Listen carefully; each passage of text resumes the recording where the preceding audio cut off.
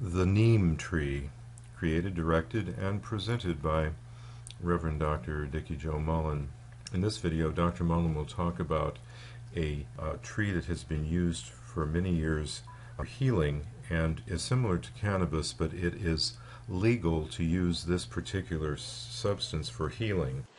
This is astrologer and paranormal investigator Dr. Dikki Jo Mullen, coming to you from downtown Orlando, Florida, with the mysterious and marvelous Neem Tree. It's a complete pharmacy from the forest, healing for the body and spirit. We chose this topic because of all of the interest in legalizing cannabis, what to do about it as a medical situation, recreational, and this is a perfectly legal plant that resembles cannabis when some people first look at it, and there is quite an industry here in Florida growing this, and one doesn't even need an expensive license or to go underground or whatever to grow it. During the past few years, the humble neem tree has really become a charged sort of a plant. Until recently, it was relatively unknown outside of India, and it was usually dismissed as just a weed. Now neem has a place among the most researched and appreciated of plants. Neem trees are a member of the mahogany family. They grow well in many parts of the world, including the southern part of the United States.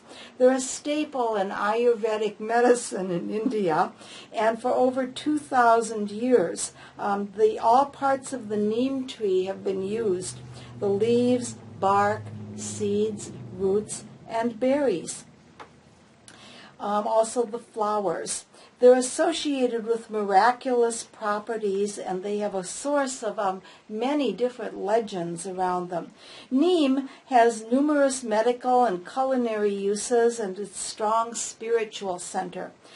Yoga places and ashrams will often carefully nurture a neem tree or two in the belief that as it grows it will elevate the spirituality of the property. I bought a tiny neem tree a few years ago, and it now dominates the whole front of the yard. It grew, it's at least 3 stories high, and it's the source of our neem here that we have for you to look at. There's a 6th century text that is the Brihat Samhita Varahamritha, and it recommends neem highly. Among its verses on plants, it's an ancient volume that suggests the planting of neem near residences will make it a passageway to heaven. Neem leaves are hung in doorways to ward off any evil spirits. The smoke from the leaves is wafted through nurseries to protect children. Brides will often infuse their bath water before the bridal night with neem, and images of various deities are carved from pillars of neem wood, which is held to be sacred. The powerful goddess Kali is thought to dwell inside the neem tree, and stones are often placed around the tree trunks to court Kali's favor.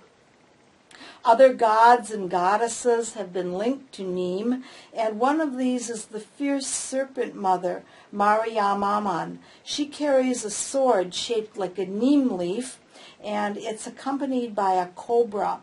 It's believed that this goddess, if it's planted near the tree is planted near your home, will keep away snakes as well as evil ghosts. Now, I haven't seen any evil ghosts or snakes around here ever since the neem has been here, which has been just about 4 years now. So there's quite a bit of evidence there. On New Year's Day each year, the bitter fresh leaves are elevated to something to chew to make the best of the bad and enjoy the good during the new year to come. And some Hindu families will exchange the leaves or flowers of neem between the elders for good luck and health.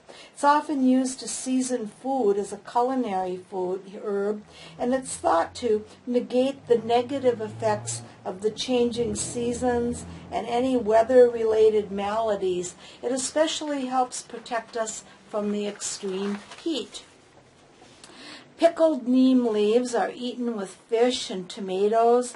The young leaves and buds are boiled with tamarind and served as a vegetable. The flowers are also fried with small pieces of eggplant and can be included to make a delicious soup recipe. Neem oil is effective as an antioxidant, and it's non-toxic to animals and other plants when it's used as a beneficial insecticide. The warmed oil is used to treat infections and also dental and gum disorders. I had someone from India stop outside my home here in downtown Orlando admiring. I'm so proud of my neem tree right out by the road, and asked if he could have a branch. He was so polite. I said, oh yes, go ahead. And he took it to treat a tooth disorder and said, so there's evidence that it is, oh, and here's Templeton. He may decide he wants to chew a neem leaf. Hi, Templeton, you've left the neem tree alone forever, but I think you're listening to all of the legends around it. Neem is used in cosmetics. Added to a shampoo, it'll stop graying or balding of your hair. And a scalp rub with a paste of neem leaves will kill head lice. Neem lotion is effective in treating any skin disorders. The leaves and tiny twigs are collected to chew as a toothpaste. Neem sap is used to prepare food for diabetics, and a decoction from the roots will also treat fevers.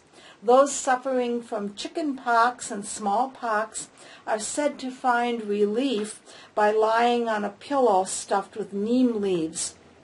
And Sathala, the goddess who cures those who have smallpox and related maladies, is thought to also hover among the branches of this tree. Eating the olive-like fruit of the neem will expel any worms, and the purple flowers will alleviate stomach disorders. A hot poultice of the leaves is made to treat sprains, rheumatism, and swollen glands. In the country of Senegal, neem is used to treat malaria. In Tanzania, neem is called the tree of 40 because it's thought that it will cure 40 different complaints, medicinal complaints. Neem is an evergreen. You can see that it has slender pinnate leaves. It's very drought tolerant. It grows well in all types of areas, even in the poor sandy area along the seacoast. It's called the tree of life in southern India, and in the very, very dry, hot tropics, it brings relief. In northern climates, where the temperature dips below 32 degrees, it can be cultivated indoors. It's fast-growing, and it quickly reaches a height of 65 feet or more. Mine did in the front. The wide, bright green canopy enhances well-being. It's always a welcome and soothing shelter.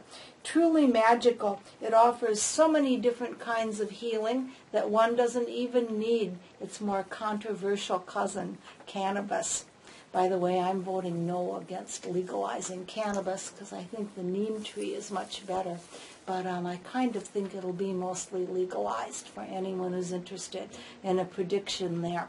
I hope you enjoyed this little study of nature's pharmacy.